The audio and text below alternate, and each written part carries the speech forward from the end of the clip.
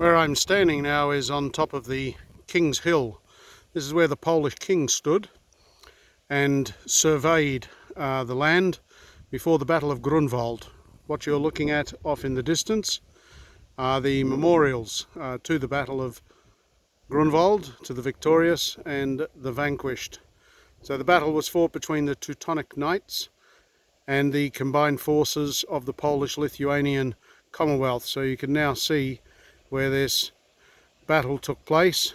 I'm about 1.5 kilometers away from the museum, which I want to take a walk to in just a few moments. But you can see just below me there are a couple of memorial stones, and as I said, I am up on an elevated hill looking out across the battlegrounds of one of the most significant battles to be fought in Europe that would determine the shape of Europe for the next few centuries after 1410. And the battle was fought on July 15th, which is only a couple of weeks away from where I am today. It's now July the 1st, 2020.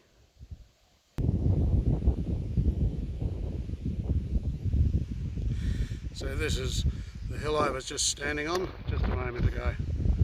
So now I'll make my way across to the museum and we'll show you a little bit of that area as well.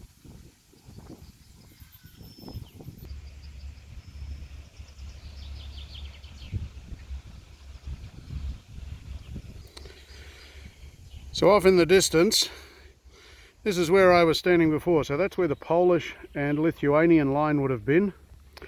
And there would have been a lot more forest there. It's now farmland.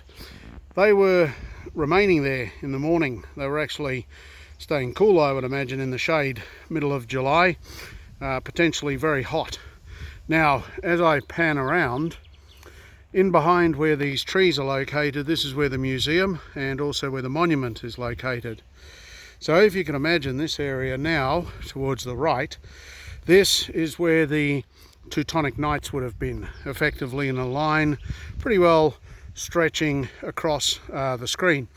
And they would have been there, if it was a hot day, middle of July, they would have been there in the sun, full armour and dressed ready for battle. If you can imagine how tiring that could be, standing with a 4:30 in the morning sunrise, and standing there through the morning in the sun, effectively being worn down by the heat. So quite a clever battle strategy by the Polish and Lithuanian forces, and they were with the King of Poland and also Witold of Lithuania. The Teutonic Knights were being led by Ulrich von Jungingen. So right in front of us, where the young fella is, this is where the Polish Lithuanian, also assisted by the Tartars further to the right, would have been facing off to the group on the left. And the group on the left, this would have been the line of the Teutonic Knights. So you can see some war wagons there actually. War wagons were actually used by Jan Žižka, and Jan Žižka, he was a very famous commander in Europe. He was from now what we call the Czech Republic, and he was one of the only commanders to go through his entire military life undefeated. Okay, so he fought with the Polish and Lithuanian Commonwealth here during the Battle of Grunwald in 1410.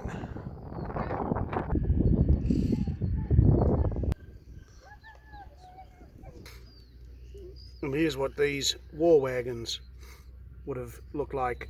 So I'll now make my way into the museum.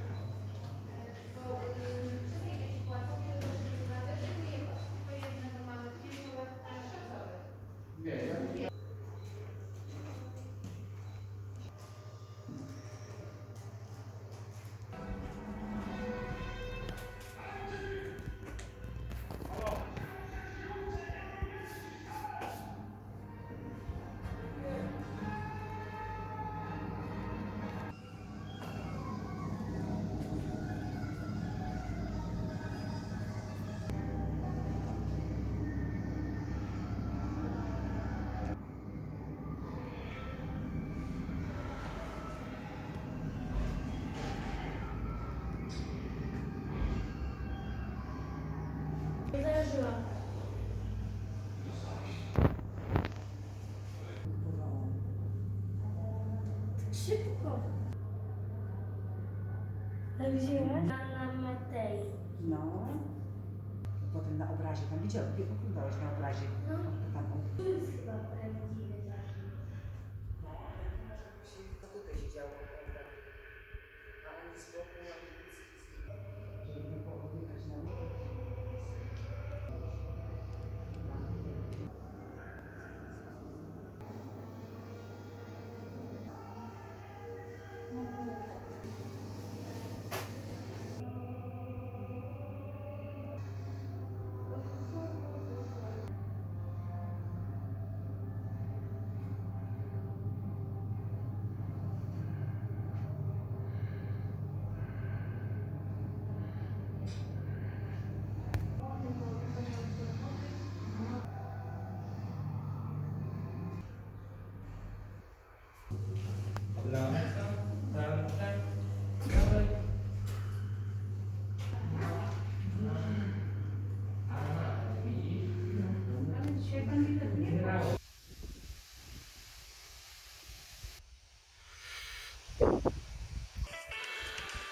And finally, these are ruins of a chapel which was built after the battle had finished and the Polish and Lithuanian combined forces were victorious.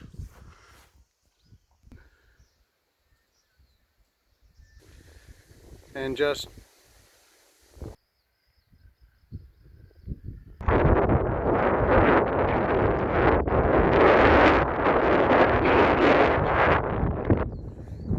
once I filmed the stoggies,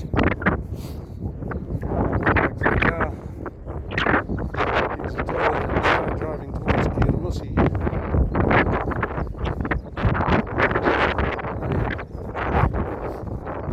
Here's the way to get done.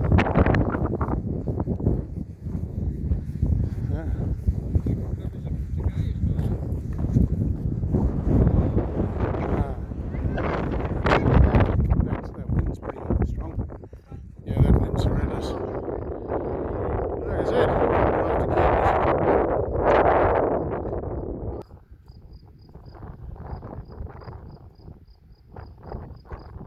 Okay. Yep. Okay then. No worries. Okay.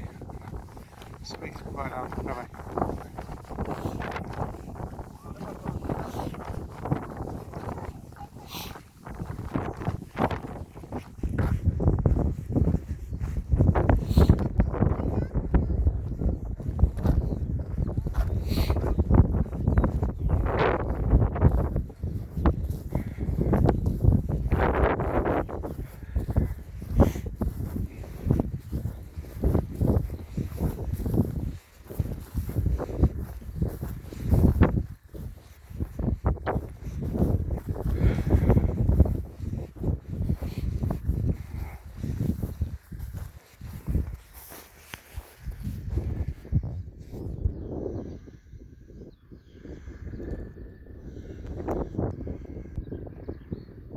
And look at these guys. They're here to get some fresh, well, whatever it is that's coming out of the ground after the tractor has gone through. So there's plenty of stalks here. I'm counting 1, 2, 3, 4. And then there's a whole another load of them over here as well. Might be able to make them out hiding in the bushes.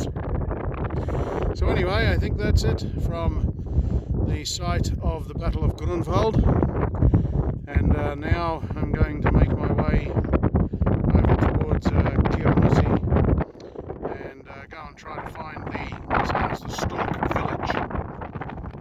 So it has an abundance of stork nests and a lack of abundance of people.